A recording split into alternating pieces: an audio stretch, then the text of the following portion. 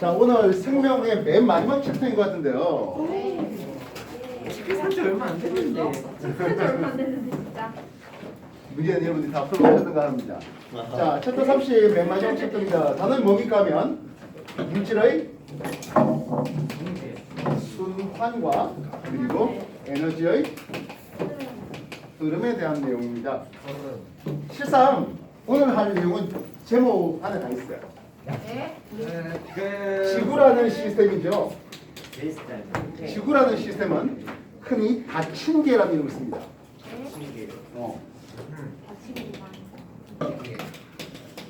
닫힌 계라는 뜻은 무엇입니까 하면 에너지는 들어왔다가 물질을 못 나가요. 나갑니다. 예, 그렇죠. 물질은 이 안에서만 물질은 이 안에서 순환되는 이런 관계를 우리는 닫힌 계라는 이름을 씁니다. 닫힌 계 말고 어떤 계들이 있을까요? 열린 게. 오케이, 열린 계도 있겠네요. 우리 게. 열린 계는 물질과 에너지가 다 들어왔다가 역시 물질과 에너지가 다 나가시는 것. 예, 남은 건 뭐죠? 고립계. 오케이, 좋습니다. 고립계. 그 나먼저 들어가지고 에너지하고 물질이 다 둘다 안 되는. 예, 둘 다 출입이 불가능한 고립계가 있습니다. 물질이 M이에요. 어? 물질이. 머티리얼. 아. 나 이거 옛날에 하이트도 여러분들 영어 실력 한번 물어볼까요? 아 네. 고립계 영어로 하면 어떻게 되죠? 아이솔레이션. 와, 좋은데요. 이거 너무에 있었어. 네, 아주 좋은 질문입니다.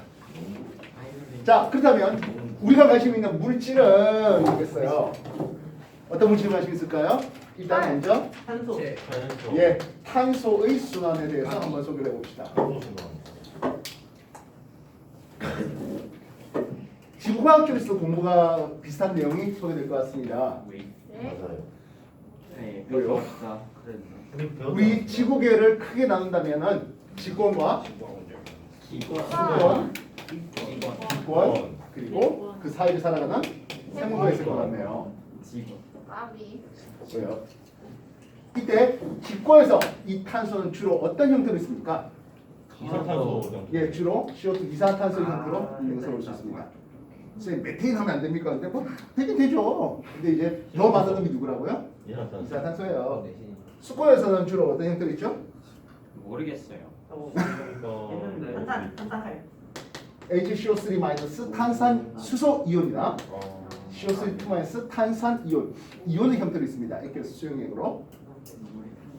지구에서는 주로 암소. 탄산 칼슘, 다시 말하면 탄산 이온의 형태로, 석회암의 형태로 지구 전체 탄소량의 압도적인 양이 탄산 칼슘의 형태로 있게 됩니다. 이거 말고 또 하나 더 있는 형태가 있네요. 소량이지만 다이아몬드요? 예, 물론 뭐 다이아몬드 탄소이긴 한데요. 흔히 말하는 유기탄소 결국엔 화석연료입니다. 아. 특히 이 화석연료의 연소에 대해서 이제 우리가 많이 우려를 포함하고 있는 거죠. 생물과에서는 주로 유기물의 형태로 있겠습니다.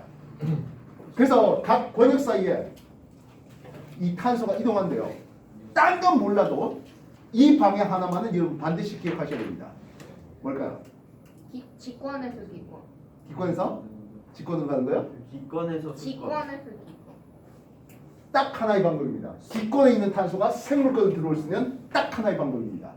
이건 기억하셔야 되겠습니다. 호. 아 나가는 거. 이산화탄소 호흡입니까? 강압성. 그렇죠. 기권의 이산화탄소가 생물권 들어올 수 있는 유일한 방법입니다. 나무를 소중히 하자. 반면 생물권에서 기권을 갈 수 있는 거는 호. 예, 호흡 있겠죠. 제가 말하는 게 그거였어요. 또 또 있어요? 예. 하나. 왜죠? 배설. 아 빵구. 배설? 다시 뭐라고요? 배설. 배설은 아니고요. 탄소똥 안 끼는 거예요. 방금 끼는 거. 가능함. 방금 끼는 것도 일종의 그 소병지. 부패죠. 예, 브란치할 때 그 부패죠. 썩어 나가는 거. 또 산불과 같은 연소. 아. 이해했습니까? 네. 직권의 탄소가 기권으로 가겠답니다. 어떤 방법들이 가능할까요? 연소. 화석연료의 연소 과정도 있어야 되겠죠. 껌났어. 그 외에 뭐 화산 폭발이라든지 이런 들로 기권의 탄소가 기권으로 올라갈 수 있겠습니다. 특히 그렇게 해서 기권의 탄소량이 많아지면서 온실 효과가 심해지잖아. 뭐 이러면 얘기가 나오는 거죠. 온실 효과 자체가 나쁜 건 아니에요, 실제로는. 근데 온실 효과가 너무 심해지는 게 지구 온난화라는 얘기가 되겠죠. 이해됐습니까? 기권의 탄소가 수권 내려오겠답니다. 뭐죠? 용해. 융해입니까? 아, 용해. 용해죠. 감사합니다. 하면 수권의 탄소가 기권으로 올라가요. 용출, 뭐 또는 방출을 해도 되겠습니다. 지구 온난화 심해지면 용해가 잘 됩니까? 용출이 잘 되겠습니까? 용출. 용출이 훨씬 더 잘 되겠죠. 결국엔 지구의 기온이 올라가면서 뭐 연소되는 과정들도 즉 산불의 발생 가능성도 훨씬 더 많아지겠고요. 수권에 있던 탄소가 기권으로 올라가는 일들도 많아지겠고, 그래서 지구 온난화가 더더더 가속화되는 이 얘기가 나올 수 있겠네요. 수권의 탄소가 뭐 직권으로 또는 생물권에서 직권으로 내려가는 여러 가지 얘기들도 소개될 수 있겠죠. 뭐 반대 방향도 얼마든지 가능할 것이겠습니다. 그래서 기권의 탄소량이 많아질 수는 있으나 실제로 그러하고요, 그죠? 그러나 지구 전체의 탄소량은 어떻다? 똑같다. 일정. 똑같다. 즉 지구 바깥으로 탄소가 나가지도 또는 바깥에서 들어오지도 않는다라는 가정이죠. 엄밀한 의미에는 유성같이 들어오는 경우들이 없잖아 있긴 하겠습니다. 많은 지구 전체의 질량에 비하면 그게 하늘 떨어지는 그런 것들은 정말 무시할만 하겠소 하는 뜻에서 우리는 고리개로서 소개되고 있는 겁니다. 이해했습니까? 네. 우리가 뭐 우주선을 바깥에 내보내는 과정에서 여러 가지 물질들이 빠져나갈 수도 있습니다만 역시 지구 전체 질량에 대비 그 정도는 무시하지 않아준다고요. 이해됐습니까? 네. 탄소 순환에 대해서 소개를 해봤습니다. 또 뭐 순환 있어요? 질소. 예, 질소 순환이 있겠네요. 아 저게 안. 기권에서는 N2 질소의 형태로 있습니다. 근데 생물이 흡수하려면 뭐 결국엔 주로 이제 흡수하는 건 아무래도 식물적인 되겠는데요. 그 N2 질소 형태로 흡수할 수 있다? 아, 그렇지. 이게 직접 들어오지는 못하죠. 맞아요. 그래서 그 불의 성분이야. 예. 맞아. 그래서 물리체를 그랬죠. NO3- 질산이온이라든지 또는 아 NH4 플러스 암모늄 이온의 형태로 되어야 생물이 흡수할 수 있습니다. 이런 과정을 우리는 뭐라 불러? 질소 보죠. 오케이, 좋습니다. 질소 와, 몰랐다. 고정이라는 이름을 쓰겠습니다. 유식 뭐죠? 질소 고정. 이 질소 고정 과정이 공기 중에서 전기 방전. 공기 중에서 전기 방전을 뭐라 하죠? 그거 100만 볼트. 100만 볼트보다 훨씬 전압이 높습니다. 번개. 보통 1억 볼트 정도 되는 번개가 있습니다. 이. 번개 방전 같은 그렇게 해서 질산이온이 만들어질 수 있겠고요. 또 뿌려박테리아와 같은 그런 질소 고정 세균에 의해서 암모늄 이온 형태로 바꿔낼 수 있겠네요. 이해됐습니까? 됐나요? 네. 질산 이온을 암모늄 이온으로 바꾸겠답니다. 산화환원. 환원이죠. 산소 빼고 수습기에 넣으니까요. 환원 가지고 되겠습니다. 산화환원 헷갈리지 마십시오. 네. 생명 공부하다 보면 화학 용어들 꽤 써야 되죠. 이해됐습니까? 됐나요? 네. 그러면 이 과정만 되면 공기 중 질소는 지속적으로 줄어들 겁니다. 그런가요? 아니요. 그렇지 않네요. 그럼 어떤 일이 벌어질까요? 이런 것들을 또다시 공기 중 질소로 되돌린 놈이 있겠네요. 네. 탈, 질소, 세균에 의한 것들입니다. 이해되셨습니까? 그래서 공기 중 질소량이 마다 일정한 게 유지되거든 하겠습니다. 물론 생물이 흡수한, 즉 식물이 흡수한 암모늄 이온들은 이제 단백질 만드는 아미노산 만드는 그런 데 이용되고 먹이 사슬 따라서 위단계로 올라가는 과정을 볼 수가 있겠습니다. 이해됐습니까? 네. 예. 찍어졌던 거 정리해 주십시오. 책에 물의 순환 나와 안 나와? 물에서 나온 거? 안 나와. 물의 순환은 지구과학 쪽에서 좀 관심이 많은 부분이라서 물의 순환은 빼고 있네요. 지구과학에서는 이제 물의 순환에 대해서 더 세밀하게 소개되고 있죠. 오히려 지구과학에서는 물질을 순환할 때 물의 순환이 먼저 나오게 됩니다. 나도 그 생각하고 같은 수치다. 뭔 얘기하는데요? 그 물의 순환을 물이 순환으로 가지고 물이 순환. 정리해 주십시오.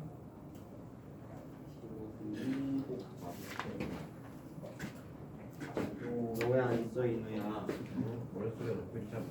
뭐 내용이야 뭐 별거 없어요. 근데 둘 다 왜 책이랑 하나 좀 펴놓고 하시죠? 저는 필기에 집중하는 스타일이에요.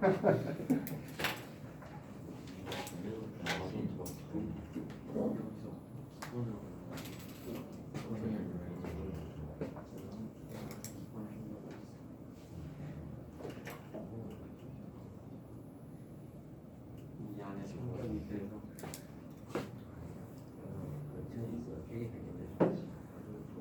반면 에너지는 흐른다라고 했어요. 에너지 보존 법칙을 얘기하고 있습니다. 물리에서 에너지 보존 법칙, 뭐 특히 역학적 에너지 보존이라든지 이런 것들 많이 배워오셨지 않습니까? 에너지는 소멸되진 않아요. 근데 왜 아껴서 한다고요? 물리 쪽에서 얘기했던 물리 쪽에서 얘기했잖아요. 그래요. 그렇다고 할 수 있죠. 지금 여러분들 물리의 역학적 에너지가 시험 범위 나가요? 네. 아니요. 예전 나왔었죠 예전.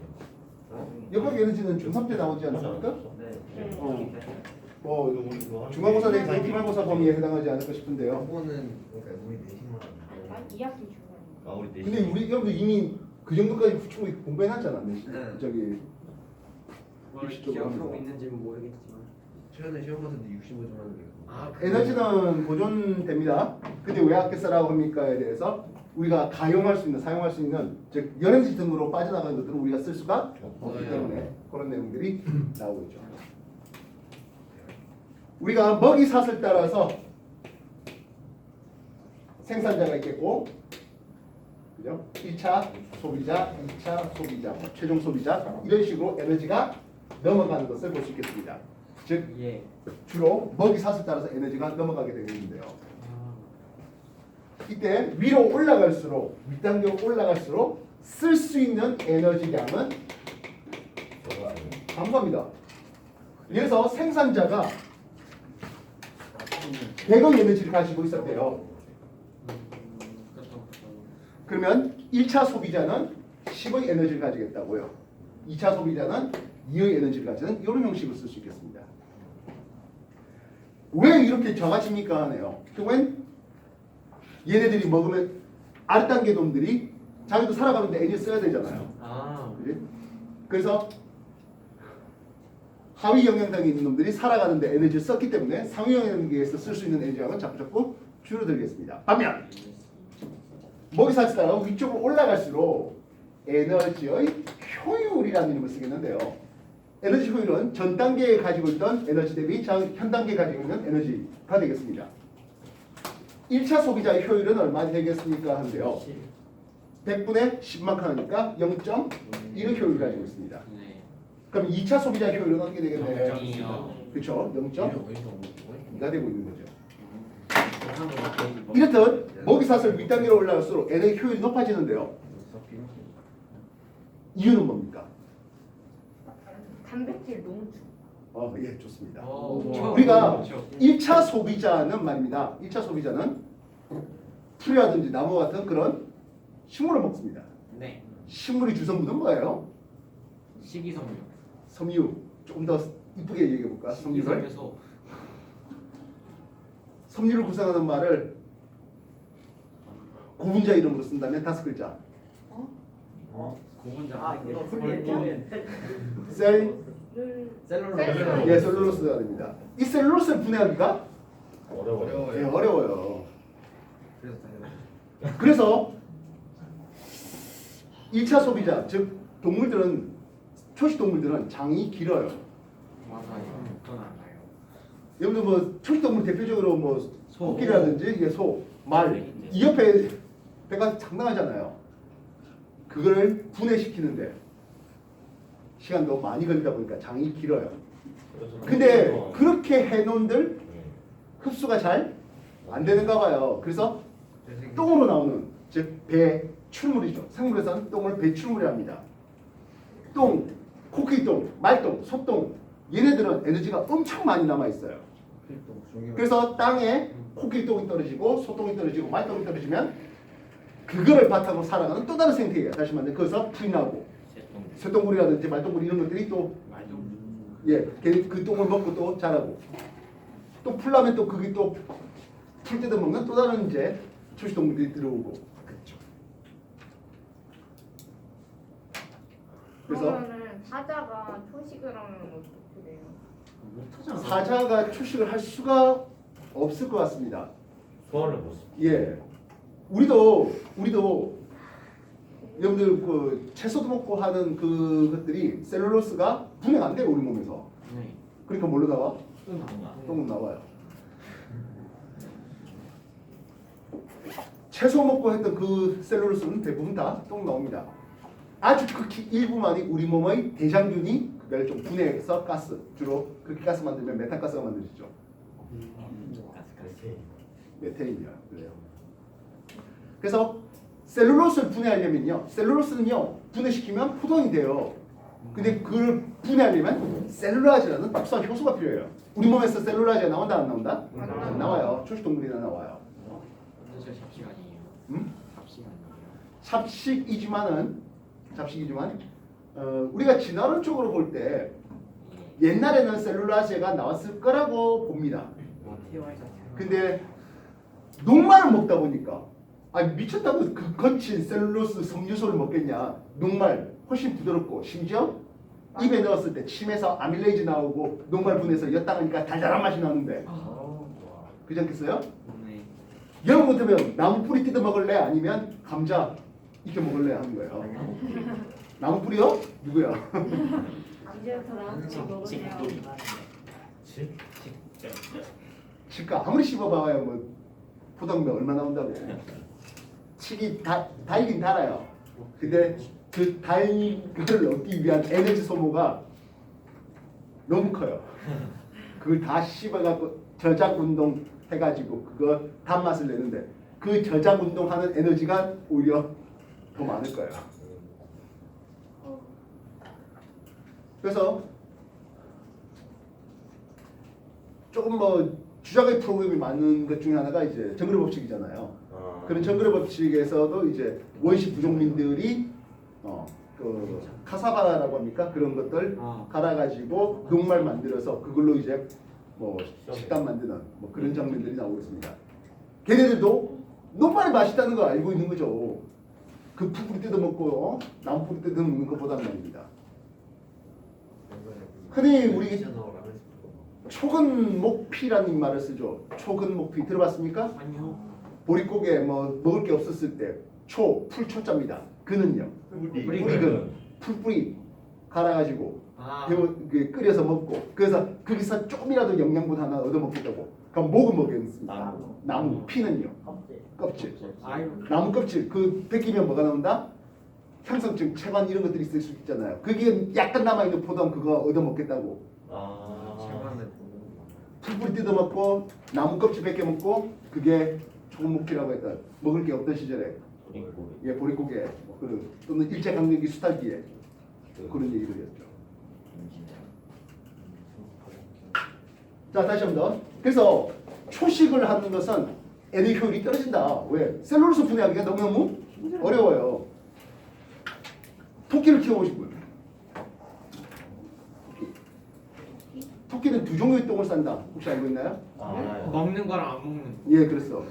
즉 풀을 분해시키는데 아직 영양분이 잔뜩 남아있는 똥을 다시 먹어서 이제 다시 제소와 흡수하고. 토끼는 자기 똥을 먹어요? 네.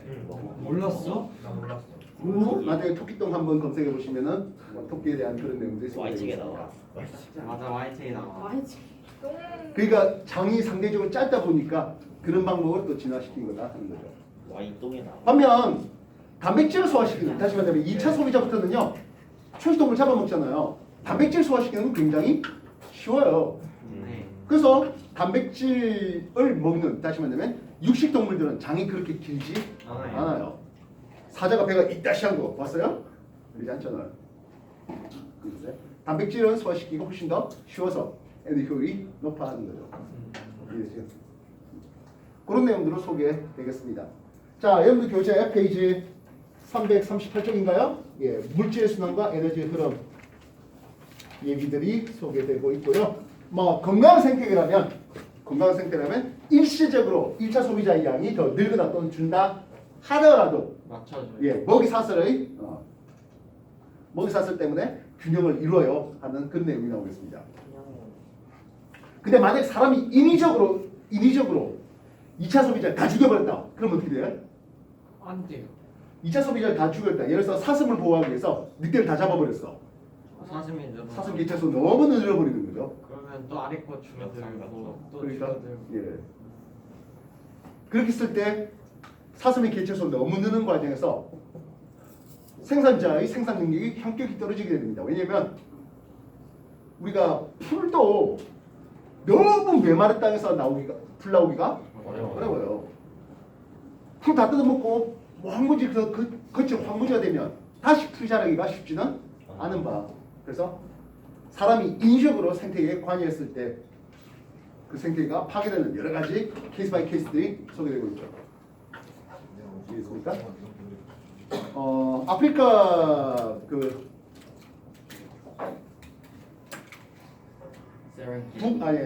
동아프리카 열국대 들어본 적 있습니까? 아니요. 지구과학 쪽에서 안 배워봤습니까? 배웠던 거. 동아프리카 열국대에 보면 여러 가지 호수들이 많이 있는데요. 그 열곡이 하면서 좁고 긴 호수들이 많습니다. 그래서 뭐 대표적으로 수심한 1,500m 정도 되는 뭐 빅토리아 호수 이런 것들이 있습니다. 나중에 그게 뜯어져서 바다가 될 거라고 생각되겠습니다만은요.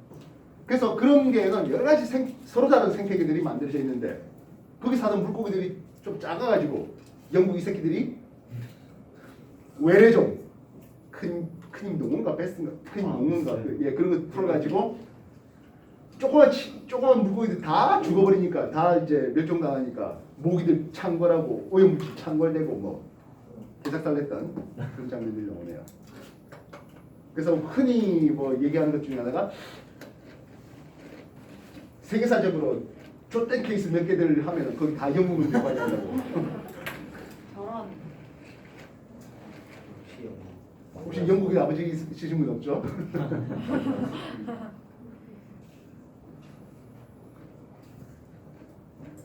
자, 뭐 이런 정도인데요. 내용 4페이지 정도에 걸쳐져 있습니다. 보충자료까지 다 읽어보시고 연습 문제 풀겠습니다. 시작하십시오. 아 이거 필요 없어. 우리 이제